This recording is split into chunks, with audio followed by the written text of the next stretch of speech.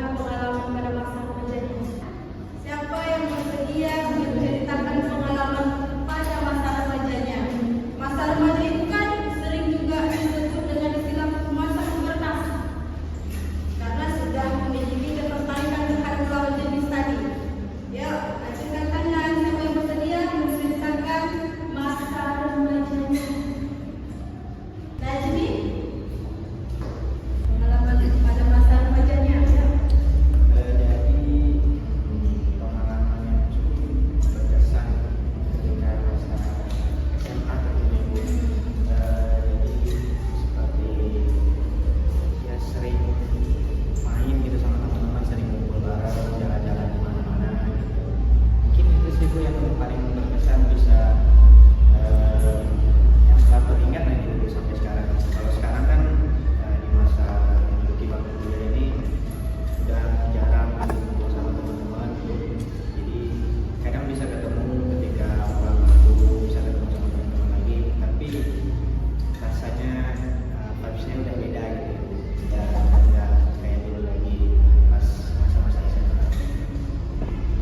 Ya. Oh ya, silakan. Saya mau menceritakan cerita tentang boleh. Jadi ceritanya gini. Ada itu apa selesai keren itu first class ya. Nah, jadi itu SD. Ya. SD kelas anak kelas berapa ya? Kelas 3 kalau nggak salah apa kelas 3. Nah, dia anak baru kelas 4 SD. Anda suka sama dia. Terus ada curhat dengan satu orang. Anda bilang diem ya, nggak usah kasih tahu. Ternyata dia kasih tahu satu sekolah dan sekolah membuli Anda seperti ini. Membuli ya. Jadi membuli. Jadi sebenarnya pengalaman dari teman-teman sekalian itu menceritakan bahwa memang pada masa remaja ini mengalami banyak sekali periode masa perubahan dan kejadian yang jelas. Coba lihat di kejadian sudah jelas. Biasanya itu terjadi ketika usia remaja. Berikut ini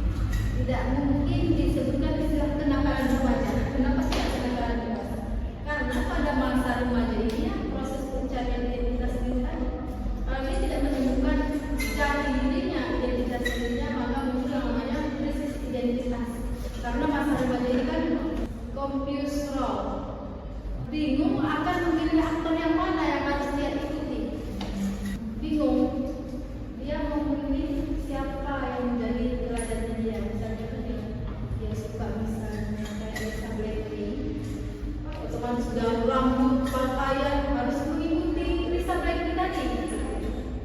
Kalau misalnya dia tertarik melihat Alyssa Suwandono, cara jilbabnya, pakaiannya sehari-hari harus mengikuti Alyssa tadi. Itulah yang namanya konvensional, kebingungan orang.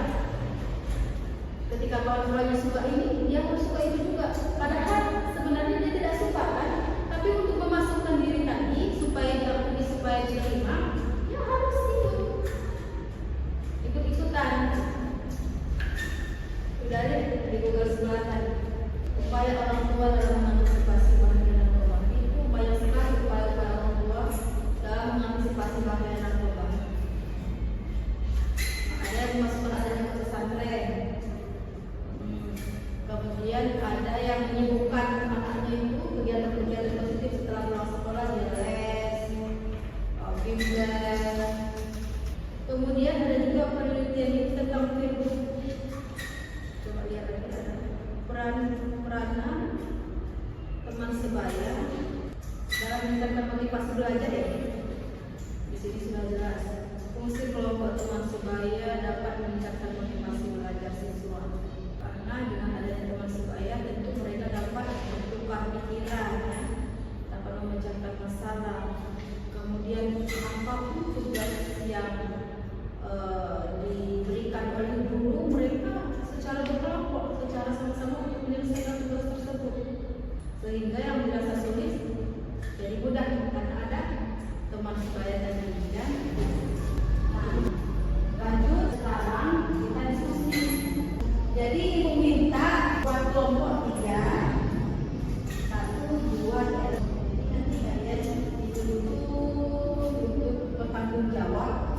Ini nanti mengenai perubahan dari aspek yang dalam remaja.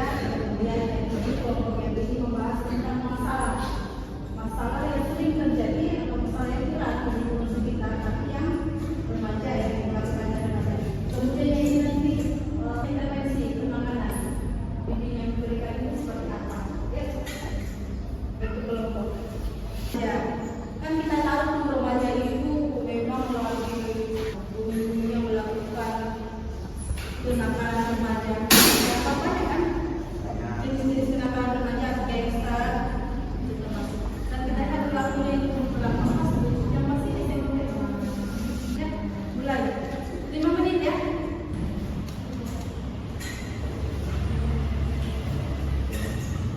Menghadapkan kejadian alami remaja dia ya, perubahan fisiknya itu pasti tinggi badan dan berat badan, kemudian perubahan bentuk tubuhnya, kemudian munculnya jerawat di dalam wajahnya itu kurang dan bagian tertentu, kematangan organ reproduksi, ada lagi mengalami masa bagian khusus untuk perempuan dan laki-laki. Kemudian nanti bagian sosialnya itu ada ketergantungan pada orang tua, mulai berkurang, mulai ingin diterima dalam kelompok, kemudian dalam emosinya nanti tidak stabil, lebih sensitif terhadap kritik, dan nanti egonya juga akan semakin meningkat. Baru dalam cara berpikirnya juga mulai mempertanyakan nilai dan aturan, mampu mempertimbangkan berbagai kemampuan. Emosi tadi yang seperti saya bilang, nanti mereka itu tidak stabil, lebih sensitif terhadap kritik juga, dan mulai mencari pergaulan seperti itu, dan kemampuan, dan juga terlalu ikut tren seperti itu. Yang kelompok 2, Silahkan disampaikan terkait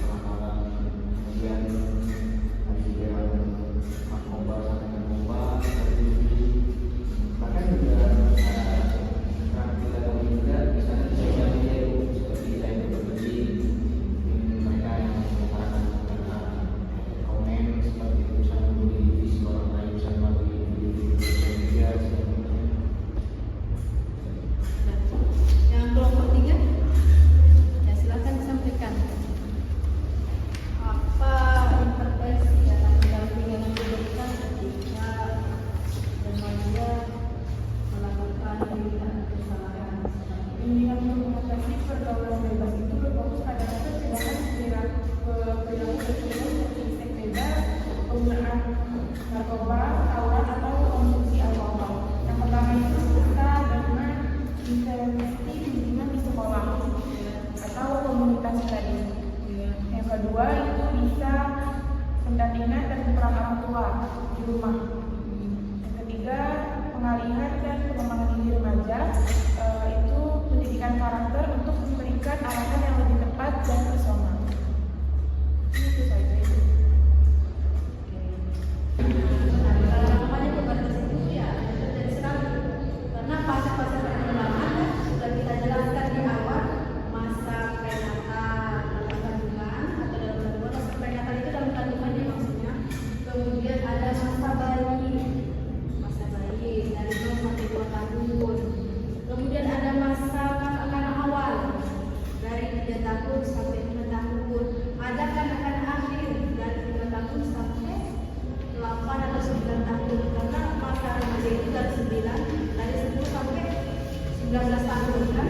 Kemudian setelah kanak-kanak akhir, remaja, dewasa itu ada 3 ya, dewasa awal, madya, dan akhir. Kemudian lansia. Jadi kan tidak ada di sini yang namanya masa remaja 2 kali, hanya sekali. Jadi masa seperti itu terjadi pada masa remaja. Kalau pernah sampai di sini, ada yang disuskan lagi. Pas. Baik, rasanya jika sudah tidak ada yang ditanyakan lagi, kita cukupkan sampai di sini ya, teman-teman. Pada hari ini bukan hanya dipahami begitu saja, namun diamalkan. Karena ilmu yang tidak didapatkan